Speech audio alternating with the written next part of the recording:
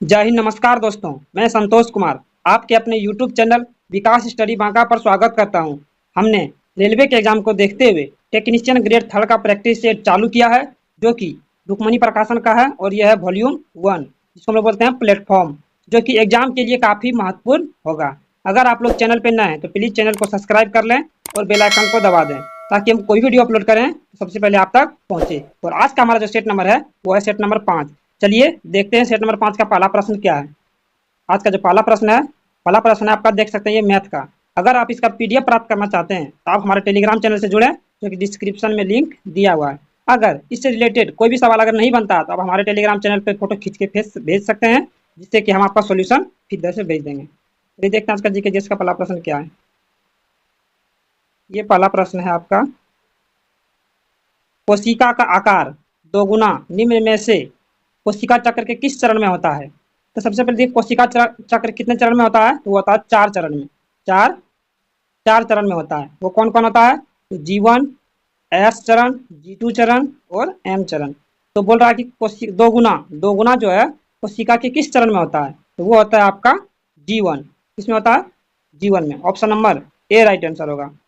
अगला प्रश्न क्या है, देख सकते हैं ये न्यूमेरिकल का है कि दो ग्रहों P और Q का केंद्र एक दूसरे से L दूरी पर स्थित है एवं इनके द्रव्यमान का अनुपात 1:4 है। हल्के ग्रह P का केंद्र से कितनी दूरी पर PQ रेखा का गुरुत्वाकर्षण बल 0 होगा। देखिए दो है, ये है दिया हुआ है, इसको मान लीजिए x, इसको मान सकते हैं L-x, क्योंकि टोटल दूरी कितना है, टोटल दूरी है आपका L। इसको x मान लीजिए, यहाँ से यहाँ तक L की दूरी, इसको मान सकते हैं L-x। यहाँ बीच में क्या होगा, न्यूट्रल। क्या होगा यहाँ, न्यूट्रल। अब देखिए यहाँ N बिंदु पर क्या होगा, गुरुत्वाकर्षण बल यहाँ 0 होगा। यहाँ पे गुरुत्वाकर्षण बल क्या होगा, 0 होगा। इसका फॉर्मूला हो जाएगा आपका Gm/x² बराबर G, इसको निकालना पड़ेगा, क्या हो जाएगा Gm/x² बराबर G, यहाँ M है, इधर क्या बोलते हैं 4 अनुपात में, तो ये 4 गुना हो जाएगा 4m बाय L-x²। L-x² होगा। यहाँ से m कटेगा, G भी कट जाएगा, तो क्या बचेगा 1/x² बराबर 4/L-x का होल स्क्वायर। L-x का यहाँ L-x का होल स्क्वायर होगा। अब जब इसको हल करिएगा तो यहाँ से आपका जो x बराबर आएगा वो L/3। Option number B right answer होगा।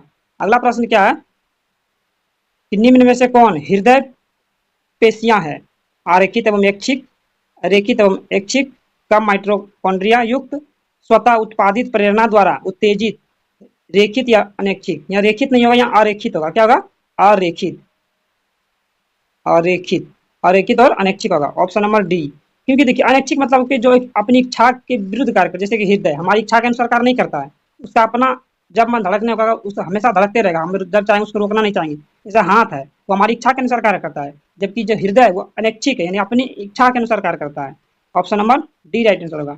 अगला प्रश्न क्या है कि बोर कक्षा में इलेक्ट्रॉन का कोणीय संवेग के लिए सूत्र निम्न में से कौन सा है। इसका जो सूत्र हो जाएगा वो हो जाएगा आपका ऑप्शन नंबर सी, L बराबर NH/2π। अब देखिए बोर ने 1913 ईस्वी में परमाणु सिद्धांत दिया था। क्या दिया था, परमाणु सिद्धांत। परमाणु सिद्धांत दिया था 1913 में। कब दिया था, 1913 में परमाणु सिद्धांत दिया था बोर ने। अगला प्रश्न क्या है कि आवेश वितरण से क्या होता है, ऊर्जा का ह्रास होता है, ऊर्जा की वृद्धि होती है, ऊर्जा का मान नियत रहता है, इनमें से कोई नहीं। देखिए आवेश जब वितरण करेगा तो उसमें क्या होगा, ऊर्जा का ह्रास होगा। Option number 1। ऊर्जा विद्युत क्षेत्र, चुंबकीय क्षेत्र एवं विद्युत चुंबकीय विकिरण द्वारा उत्पन्न होता है। Option number A right answer होगा। अगला प्रश्न क्या है कि 25 सेंटीमीटर फोकस दूरी वाले अवतल लेंस की क्षमता क्या, क्षमता वाला यानी पी बराबर क्या होता है 1/f। एफ होना चाहिए मीटर में, लेकिन अगर वो सेंटीमीटर में दिया है तो क्या लिख सकते हैं 100/20 फोकस दूरी है तो इसको 20 लिखेंगे। लेकिन बोला अवतल लेंस, तो अवतल लेंस की फोकस दूरी होती है ऋणात्मक, यहाँ माइनस लगा देंगे, तो इसको कटाएंगे, सॉरी 25 है तो 25 लिख देंगे, 25 चौके 100, 4 हो जाएगा। इसका right answer option number D -4 dioptre. अगला प्रश्न क्या है, देख सकते हैं ये कि x एक जलीय विलयन है जिसका pH मान 2.6 है। यह दर्शाता है कि विलयन की प्रकृति कैसी है, प्रबल क्षारीय प्रकृति, दुर्बल क्षारीय प्रकृति, उदासीन प्रकृति या प्रबल अम्लीय प्रकृति। देखिए ये होता है pH स्केल, यहाँ होता है 7 और इधर होता है 14, इधर आप लिख सकते हैं 0, क्या लिख सकते हैं 0, और बीच में लिख सकते हैं 11, इधर लिख सकते हैं 4, 4 और 7 के बीच रहेगा, इधर आपका जाने पर क्या अम्लता बढ़ता है, इधर जाने पर क्षारीयता बढ़ता है, यानी 7 से राइट तरफ जाएंगे तो क्षारीयता बढ़ेगा, 7 से लेफ्ट तरफ आएंगे तो अम्लता बढ़ेगा। देखिए 4 और 7 के बीच दुर्बल अम्ल होगा और 0 और 4 के बीच क्या होगा प्रबल अम्ल। उसी प्रकार 7 और 11 के बीच, यहाँ 11 होगा, 7 और 11 के बीच क्या होगा दुर्बल क्षार, और 11 और 14 के बीच क्या होगा प्रबल क्षार। पूछ रहा है कि हमारा 2.6 इसके बीच में आएगा, इसके बीच में क्या होगा प्रबल अम्लीय प्रकृति का होगा। Option number D right answer होगा। अगला प्रश्न क्या है देख सकते हैं, ये मैथ रीजनिंग का प्रश्न है। अगर पीडीएफ हमारे टेलीग्राम चैनल से प्राप्त कर सकते हैं, क्योंकि फुल डिटेल सॉल्यूशन के साथ दिया जाता है। अगला प्रश्न क्या है, साहित्य अकादमी पुरस्कार 2023 में अंग्रेजी भाषा के लिए किसे सम्मानित किया गया है? संजीव को, बासुकीनाथ झा को, नीलम शरण गौर को, या सादिका नवाब शहर को? यह है ऑप्शन नंबर सी, नीलम शरण गौर को। किसको दिया गया है? तो नीलम शरण गौर को दिया गया है। नीलम शरण गौर के उपन्यास रेक्यूम इन रागा जानकी के लिए साहित्य अकादमी पुरस्कार 2023 प्रदान किया गया है। किसके लिए? तो रेक्यूम रेक्यूम इन रागा जानकी के लिए ये उपन्यास दिया गया है। अगला प्रश्न क्या है कि किस राज्य द्वारा भारत का पहला सरकारी स्वामित्व वाला ओटीटी प्लेटफॉर्म सी स्पेस को 2024 में लॉन्च किया है? केरल, कर्नाटक, उड़ीसा या महाराष्ट्र? इसका राइट आंसर होगा ऑप्शन नंबर 1 केरल। क्या होगा? केरल। अगला प्रश्न देख सकते हैं, ये आपका क्या है मैथ का प्रश्न है, पीडीएफ टेलीग्राम चैनल पे दिया हुआ है, वहां से जाकर के आप हल कर सकते हैं। अगला प्रश्न देखते हैं। अगला प्रश्न ये है कि माध्यम 1, 2, 3 के अपवर्तनांक क्रमशः 1.31, 1.38 और 1.44 है। यदि माध्यम में प्रकाश की चाल v1, v2 और v3 है क्रमशः, तो उनके बीच निम्न में से कौन सा संबंध होगा? देखिए जिस माध्यम का अपवर्तनांक जितना कम होगा उसमें प्रकाश की चाल अधिक होगा। तो किसमें अपवर्तनांक सबसे कम है? तो v1 में। तो v1 में प्रकाश की चाल क्या होगा? सबसे अधिक होगा, v1 में सबसे अधिक होगा। उसके बाद अपवर्तनांक किसका? 1.38, v2 का, v2 उसके बाद प्रकाश की चाल होगा सबसे ज्यादा किसका? 1.44। इसमें सबसे प्रकाश की चाल सबसे कम होगा। इस प्रकार इसका राइट आंसर होगा ऑप्शन नंबर डी। अगला प्रश्न क्या है कि मानव नर द्वारा उत्पन्न आधे युग्मकों में कौन सा गुणसूत्र पूरक होता है? कौन सा गुणसूत्र पूरक होता है? देखिए मानव नर द्वारा उत्पन्न शुक्राणु में 2 प्रकार के गुणसूत्र होते हैं। एक होता है आपका 22 प्लस में वाई, एक होता है कि 22 प्लस में एक्स। ऑप्शन में दिया है 22 प्लस एक्स, 22 प्लस वाई नहीं दिया हुआ है। अगर वाई दिया रहता तो कौन एक ही दिया रहेगा, या तो ये या तो ये। दिया 22 प्लस एक्स, इसका राइट आंसर होगा option number B right answer होगा। अगला प्रश्न क्या है कि निम्न में से कौन सा CH3OH यौगिक का अगला सजातीय सदस्य होगा? अगला सजातीय सदस्य कौन सा होगा? देखिए ये OH लगा दिया मतलब क्या है एल्कोहल, या एल्कोहल सजातीय समूह है जिसका सूत्र क्या होता है? सामान्य सूत्र CnH2n +1 OH। ये क्या होता है? एल्कोहल का सजातीय समूह है। तो ये अगला जैसे कि देखिए यहाँ कार्बन का एक है, एक रखेंगे कार्बन तो क्या हो जाएगा 2 गुना +1 3 हो जाएगा, और OH लगा हुआ है। तो अगला सजातीय समूह क्या होगा? सीधा कार्बन 2 रखेंगे तो 2 दूनी 4 + 1 5 OH। Option number D right answer होगा। डी राइट आंसर होगा। सजातीय श्रेणी के 2 क्रमागत यौगिकों के बीच जो अंतर होता है वो होता है CH2। क्या होता है? 2 सजातीय के बीच का अंतर CH2 होता है। इसका राइट आंसर होगा ऑप्शन नंबर डी, जिसको हम लोग क्या बोलते हैं? जिसको हम लोग बोलते हैं इथाइल एल्कोहल। क्या बोलते हैं? Ethyl alcohol. अगला प्रश्न क्या है कि न्यूटन के गति का तीसरा नियम निम्नलिखित में से किस स्थिति पर लागू होता है? तो इसका जो राइट आंसर होगा वो होगा ऑप्शन नंबर 1, जब कोई व्यक्ति नाव से नदी के किनारे कूदता है तो नाव पीछे की ओर जाती है। क्या आती है? पीछे की जाती है। यह है न्यूटन का तीसरा नियम। न्यूटन के तीसरा नियम को हम लोग क्रिया प्रतिक्रिया का नियम कहते हैं। क्या कहते हैं? क्रिया प्रतिक्रिया, क्रिया प्रतिक्रिया का नियम भी कहते हैं, फिर क्रिया प्रतिक्रिया का नियम कहते हैं। अब क्रिया प्रतिक्रिया 2 भिन्न वस्तुओं पर लगता है, ना कि एक वस्तुओं पर। यह क्वेश्चन पूछा गया है। तो भिन्न वस्तुओं पर लगता है और इसमें क्रिया और प्रतिक्रिया के बराबर एवं विपरीत दिशा में आरोपित होता है। सेम दिशा में नहीं, विपरीत दिशा में। जैसे कि हम दीवार में एक फैट मारेंगे तो दीवार भी हमको उतना ही बल से मारेगी। तो 2 अलग अलग हो गया ना वस्तु, और बल विपरीत दिशा में लग रहा है और बराबर बल लग रहा है। इस प्रकार इसका राइट आंसर होगा ऑप्शन नंबर ए। अगला प्रश्न क्या है कि दाब का ऐसा इकाई क्या होता है? स्टेरेडियन, पास्कल, रेडियन या एम्पियर? ठीक है, दाब का ऐसा जो इकाई होता है वो होता है पास्कल। दाब बराबर देखिए क्या आता है? दाब बराबर होता है बल बटे क्षेत्रफल। क्या होता है? बल बटे क्षेत्रफल। इसको हम लिख सकते हैं, बल का मतलब क्या होता है? न्यूटन बटे बल, क्षेत्रफल का होता है मीटर स्क्वायर। तो हम इसको कह सकते हैं कि न्यूटन प्रति मीटर स्क्वायर या तो pascal. Option number B right answer होगा। अगला प्रश्न क्या है कि निम्न में से कौन सा विकल्प परितंत्र में ऊर्जा प्रवाह का सही क्रम को निरूपित करता है। देखिए बी और डी में ऑप्शन सेम है, तो मांसाहारी, शाकाहारी, उत्पादक और सूर्य का प्रकाश। बी या तो डी कोई भी दो होगा, लेकिन ऑप्शन के अनुसार अगर हम जाएंगे तो बी में जाएंगे, मांसाहारी, शाकाहारी, उत्पादक और सूर्य का प्रकाश। Option number B right answer होगा। होगा तो डी भी, लेकिन जो फर्स्ट में दिया रहता है उसी को फर्स्ट प्रायोरिटी देते हैं, जो इस प्रकार इसका होगा option number B right answer. अगला प्रश्न क्या है कि एक इलेक्ट्रिक लैंप जिसका प्रतिरोध 40 ओम और 8 ओम है के सुचालक को 12 वोल्ट की बैटरी के साथ श्रृंखला में जोड़ते हैं, श्रृंखला में जोड़ते हैं, परिपथ का कुल प्रतिरोध कितना होगा। श्रृंखला में जोड़ेंगे तो आर बराबर क्या होता है, R1 प्लस में R2, तो ये दो प्रतिरोध दिए इसलिए R2 लिखे, अगर तीन था तीन लिखते और डॉट डॉट इस डॉट डॉट होते रहता है। देखिए R1 कितना दिया 40 ओम प्लस 8 ओम, जब इसको जोड़ेंगे वो जगह 48 ohm. Option number D right answer होगा। अगला प्रश्न क्या है कि निम्न रेडियो धर्मी क्षय में उत्सर्जित अल्फा बीटा कणों की संख्या क्या है। अल्फा बीटा कणों की संख्या क्या है, 6 व 8, 6 व 6, 8 व 8, 8 व 6। इसका जो राइट आंसर होगा वो होगा आपका ऑप्शन नंबर डी 8 व 6। अगला प्रश्न देख सकते हैं, ये मैथ रीजनिंग का है। अगला प्रश्न यहाँ है कि विश्व के कुल पृष्ठीय क्षेत्रफल में भारत का हिस्सा है, कितना हिस्सा है, 3.9%, 2.4%, 4.2% या 2.8%। इसका जो राइट आंसर होगा वो होगा ऑप्शन नंबर बी 2.4%। अगला प्रश्न क्या है कि त्रिशूर पूरब उत्सव निम्न में से किस राज्य में मनाया जाता है, आंध्र प्रदेश में, केरल में, कर्नाटक में या तमिलनाडु में। इसका राइट आंसर होगा ऑप्शन नंबर बी केरल में होता है। कहाँ होता है, केरल में। अब कर्नाटक में क्या आता है, उगादी, उगादी होता है कर्नाटक में, उगादी कर्नाटक। तमिलनाडु में क्या होता है, पुंडू, पुंडुआ पर्व होता है। क्या होता है, पुंडुआ पर्व, पुंडुआ सॉरी पुंडू पर्व, पुंडरू पर्व होता है। आंध्र प्रदेश में क्या होता है, विशाखा उत्सव, आंध्र प्रदेश में विशाखा उत्सव। अगला प्रश्न आपका क्या है, देख सकते हैं ये मैथ रीजनिंग का है कि स्टार्च क्या है, स्टार्च क्या है, मोनोसेकेराइड, डाइसेकेराइड, पॉलीसेकेराइड या उपयुक्त में से कोई नहीं। इसका जो राइट आंसर होगा वो होगा आपका पॉलीसेकेराइड। क्या होगा, पॉलीसेकेराइड। अब स्टार्च, स्टार्च का सूत्र क्या होता है, स्टार्च का जो सूत्र होता है वो होता है C6H10O5। ये स्टार्च का सूत्र होता है। तो लैक्टोज, सुक्रोज आदि ये डाइसेकेराइड है। और सबसे मीठा शर्करा क्या होता है, फ्रुक्टोज। क्या होता है सबसे मीठा शर्करा, तो फ्रुक्टोज, फ्रुक्टोज होता है सबसे मीठा शर्करा होता है फ्रुक्टोज।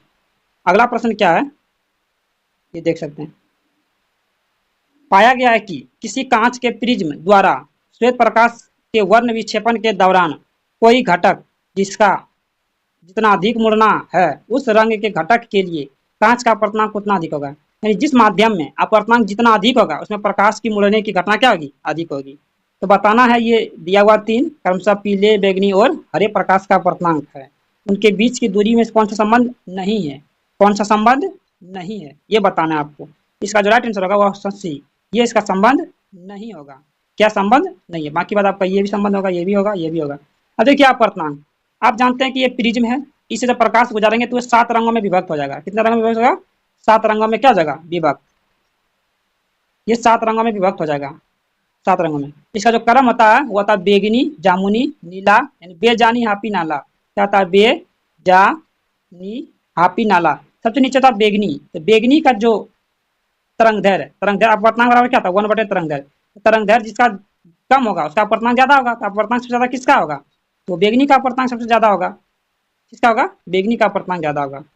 बोल रहा है इसमें से कौन सा संबंध नहीं है, तो वो संबंध ऑप्शन नंबर सी नहीं होगा, बाकी बात तीनों होगा, ए, बी और डी।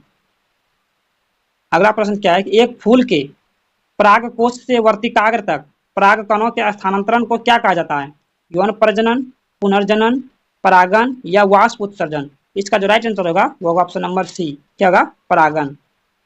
अगला प्रश्न क्या है, स्त्री में गर्भाधान हो जाए तो कौन सा हार्मोन का स्रावन होता है, होने लगता है, प्रोजेस्टेरॉन, कोरियोनिक गोनाडोट्रोपिन, एस्ट्रोजन या ल्यूटिनाइजिंग हार्मोन। इसका right answer option number B, chorionic gonadotropin hormone. Option number होगा बी। अगला प्रश्न क्या है ये देख सकते हैं कि एक वस्तु को 20 सेंटीमीटर फोकस दूरी वाले उत्तल लेंस से 40 सेंटीमीटर की दूरी पर रखा गया है। निम्न विकल्प में से कौन सा प्रतिबिंब की प्रकृति और तुलनात्मक आकार का क्रमशः सही वर्णन करता है? वो होगा वास्तविक, उल्टा और समान आकार का। मान लीजिए कि ये उत्तल लेंस है, ठीक है, और यहाँ पर आपका क्या होगा P, यहाँ पर आपका क्या होगा F1 और यहाँ पर होगा F2। ये आपका क्या हो गया 20 सेंटीमीटर, ये 20 सेंटीमीटर हो गया, और यहाँ से यहाँ तक कितना है 40 सेंटीमीटर। इसका जो होगा प्रतिबिंब यहाँ बन रहा है तो वास्तविक होगा, उल्टा और समान आकार का। Option number C. अगला प्रश्न क्या है कि श्रेया सांड सल्फ्यूरिक अम्ल से भरी एक परख नली में कैल्शियम हाइड्रोक्साइड की कुछ मात्रा मिलाती है। अभिक्रिया का मुख्य उत्पाद क्या होगा?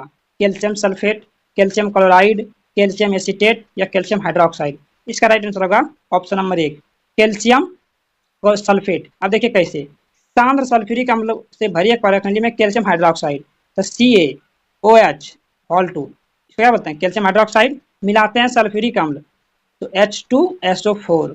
जब ये रिएक्शन करेगा तो क्या बनेगा CaSO4 प्लस 2H2O। इसी को हम लोग बोलते हैं CaSO4 को कैल्शियम सल्फेट। Option number 1। अगला प्रश्न क्या है कि एक पादप समूह जिसके पौधे में जड़, तना और पत्तियां नहीं होती है उसे क्या कहा जाता है? राइजोइड, थैलस, कैप्सूल या ब्रायोफाइटा।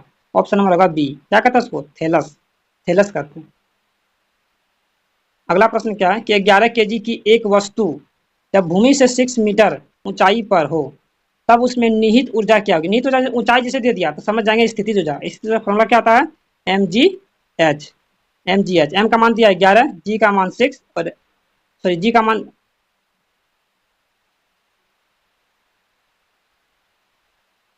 जी का मान कितना 9.8 और एच का मान 6। जब इसको मल्टीप्लाई करेंगे तो आगे option number A right answer होगा।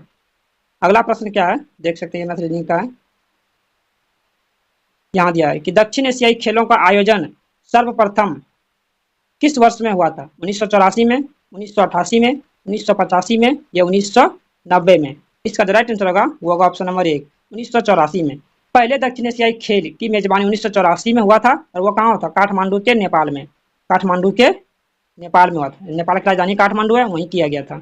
अगला प्रश्न क्या है कि निम्नलिखित में से कौन बांग्लादेश के ग्रामीण बैंक के संस्थापक हैं? वो कौन है? तो वो है Mohammad Yunus. Option number C right answer होगा। अब बांग्लादेश के ग्रामीण बैंक इसकी स्थापना कब किया गया था? तो 2 अक्टूबर 1983 को किया गया था। 2 अक्टूबर 1983 को। और ग्रामीण बैंक की स्थापना अगर पूछ लिया जाए तो वो हो जाएगा 2 अक्टूबर 1975। 2 अक्टूबर 1975। बांग्लादेश के ग्रामीण बैंक की स्थापना 2 अक्टूबर 1983 को और ग्रामीण बैंक की स्थापना 2 अक्टूबर 1975 को किया गया था। और एक योजना है स्वाभिमान योजना जो कि ग्रामीण बैंक से संबंधित है। अगला प्रश्न आपका क्या है देख सकते हैं, ये मैथ रीजनिंग का प्रश्न है। आगे यहाँ देख सकते हैं ये है कि MnO2 प्लस 4HCl रिएक्शन करेंगे तो MnCl2 plus H2H2O plus Cl2 अभिक्रिया में क्या होता है? इसमें हो रहा है कि MnO2 का MnCl2 में अपचयन यानी कि यहाँ रेडॉक्स अभिक्रिया थी, रिडक्शन अभिक्रिया हो रहा है क्योंकि यहाँ ऑक्सीजन की कमी हो रहा है। इस प्रकार इसका राइट आंसर होगा ऑप्शन नंबर डी। अगला प्रश्न क्या है कि रक्त का ग्लूकोज स्तर सामान्यतः व्यक्त किया जाता है तो वो व्यक्त करते हैं मिलीग्राम प्रति डेसी लीटर में। ऑप्शन नंबर 1 राइट आंसर होगा। अगला प्रश्न क्या है कि पानी की निश्चित मात्रा का आयतन 0 डिग्री से 4 डिग्री सेल्सियस के बीच होता है, स्थिर रहता है, शून्य होता है, कम होता है या बढ़ता है? ऑप्शन होगा सी कम होता है, क्योंकि 0 डिग्री सेल्सियस पर उसका आयतन ज़्यादा होता है और उसको जैसे 4 डिग्री टेम्परेचर पर ले जाएंगे तो उसका पिघलने लगेगा और वो क्या हो जाएगा, उसका आयतन कम हो जाएगा। अगला प्रश्न क्या है कि ये सुमेलित करना है, सूची 1 को सूची 2 से सुमेलित करना है। चलिए देखते हैं इसको।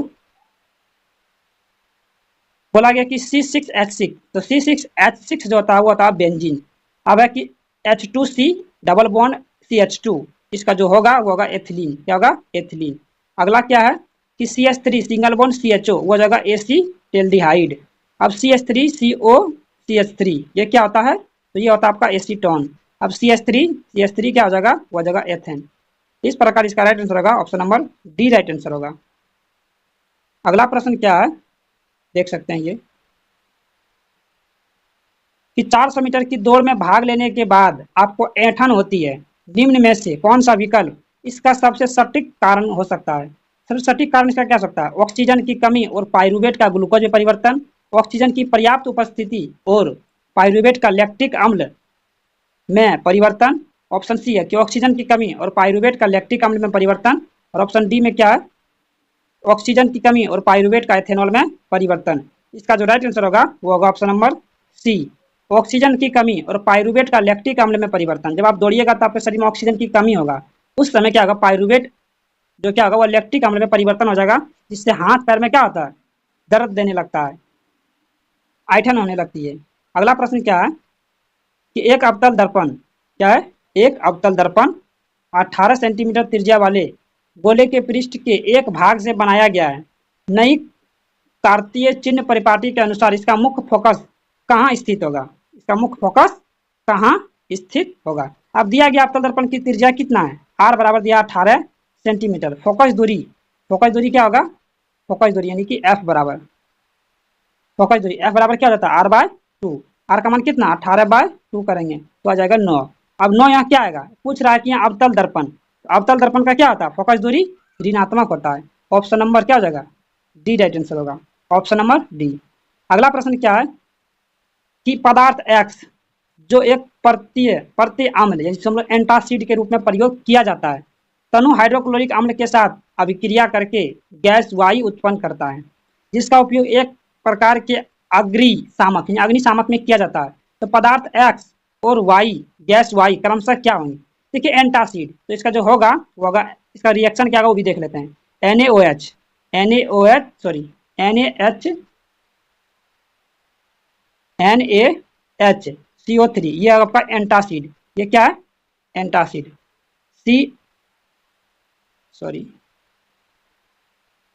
NaHCO3 ये एंटासिड है, और ये किसके साथ अभिक्रिया कर रहा है, हाइड्रोक्लोरिक अम्ल, तनु हाइड्रोक्लोरिक इनकी HCl जैसे रिएक्शन करेगा तो वो बनाएगा NaCl प्लस H2O, और प्लस में क्या बनाएगा CO2 या 2CO2 बना, क्योंकि रिएक्शन करने के बाद इधर का और इधर का परमाणु संख्या क्या होना चाहिए, बराबर। तो ये क्या बना दिया, NaCl बना दिया, और कार्बन डाइऑक्साइड लास्ट में बनाना, तो ये अग्निशामक में प्रयोग करते हैं। और शुरू में क्या हो गया, एंटासिड में मतलब आपका प्रयोग करते हैं सोडियम हाइड्रोक्साइड, सोडियम हाइड्रा, ये हम लोग एंटासिड के रूप में प्रयोग करते हैं NaHCO3। इस प्रकार इसका जो राइट आंसर होगा वो होगा option number B, right answer होगा, क्या होगा, बी, NaHCO3 और CO2, ऑप्शन नंबर बी। अगला प्रश्न आपका क्या है, देख सकते हैं ये कि दो माध्यम के पृथक करने वाले इंटरफेस पर आपतित एक प्रकाश की किरण का मार्ग नीचे दिए गए चित्र में दर्शाया गया है।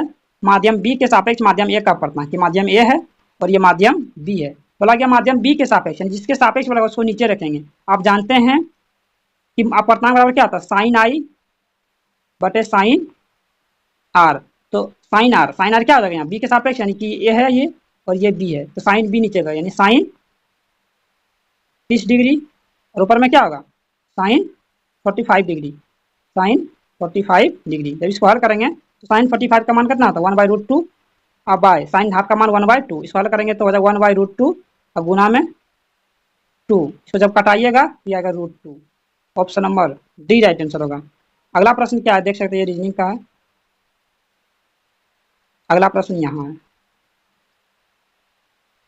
कि 1857 में किस विश्वविद्यालय की स्थापना हुई थी? इलाहाबाद विश्वविद्यालय, बम्बई विश्वविद्यालय, बुंदेलखंड विश्वविद्यालय या पंजाब विश्वविद्यालय? 1857 में जो होता वो होता बम्बई विश्वविद्यालय। तो लॉर्ड कैनिंग के समय में 1857 में, किसके समय में, लॉर्ड कैनिंग के समय में 1857 में 3 प्रेसिडेंसियों यानी की स्थापना हुई थी। वो थी मद्रास, बम्बई और कोलकाता विश्वविद्यालय की स्थापना। पंजाब की हुई, सॉरी मद्रास की और कलकत्ता की और बम्बई की स्थापना हुई थी 1857 में लॉर्ड कैनिंग के समय में। अगला प्रश्न क्या है कि निम्नलिखित में से शुंग वंश की स्थापना किसने की थी? पुष्यमित्र ने, अग्निमित्र ने, वसुमित्र ने या देवभूति ने? इसका right answer option number 1, Pushyamitra Shunga ने शुंग वंश की स्थापना किया था। अगला प्रश्न क्या है, देख सकते हैं ये आपका मैथ का प्रश्न है, PDF टेलीग्राम चैनल पर दिया गया है, वहां से हल कर सकते हैं। हाँ यहाँ देखिए 86 नंबर कि प्रोटीन की कमी से कौन सा रोग होता है? प्रोटीन की कमी से जो होता है वो होता है kwashiorkor. Option number B.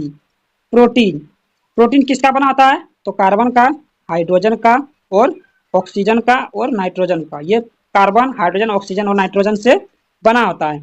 और प्रोटीन की कमी से क्वासी ऑर्कर, मेरेस्मस मेरेस्मस रोग होता है। अगला प्रश्न क्या है कि देख सकते हैं आप कि दो प्रतिरोध 10 ओम, ऑप्शन ए में 10 ओम, ऑप्शन बी में 20 ओम, समांतर क्रम में संयोजित है।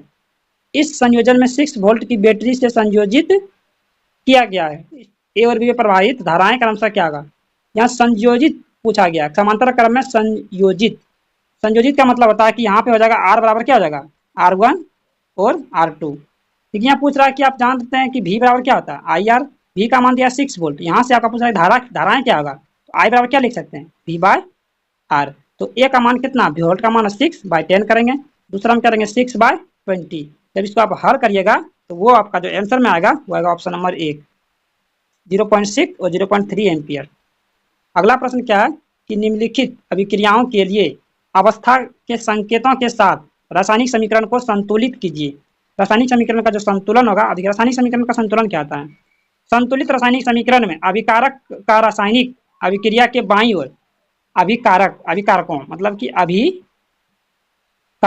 ये रिएक्शन जो हम लोग देते हैं इसके लेफ्ट साइड में अभिकारकों और राइट साइड में क्या होता है? उत्पादों को अभिक्रिया के दाईं ओर लिखा जाता है और दोनों परमाणु संख्या समान होता है। वही बोल रहा है कि निम्नलिखित अभिक्रियाओं के लिए अवस्था के संकेतों के साथ रासायनिक समीकरण को संतुलित कीजिए।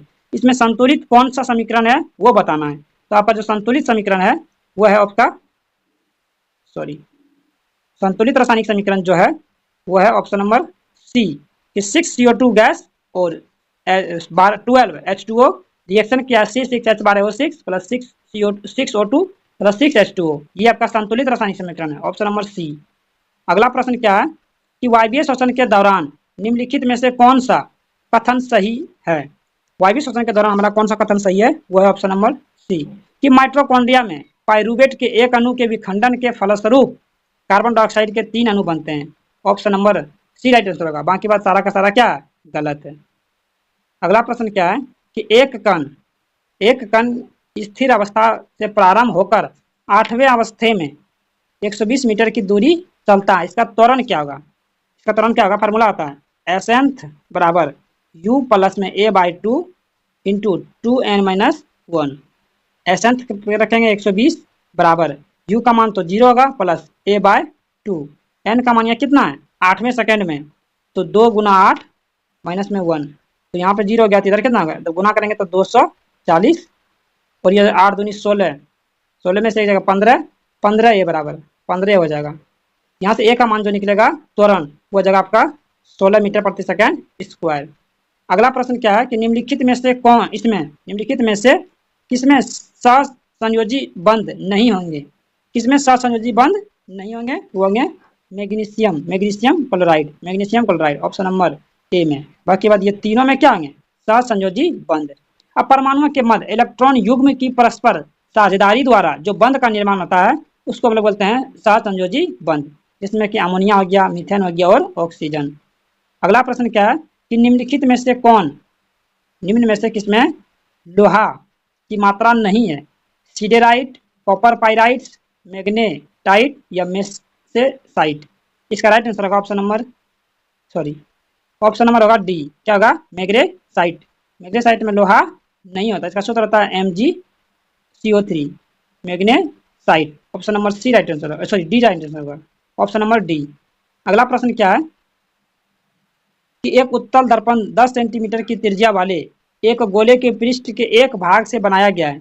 इसका मुख्य फोकस इसके ध्रुव से डैश की दूरी पर होगा। आप जान रहे हैं कि F बराबर क्या होता है?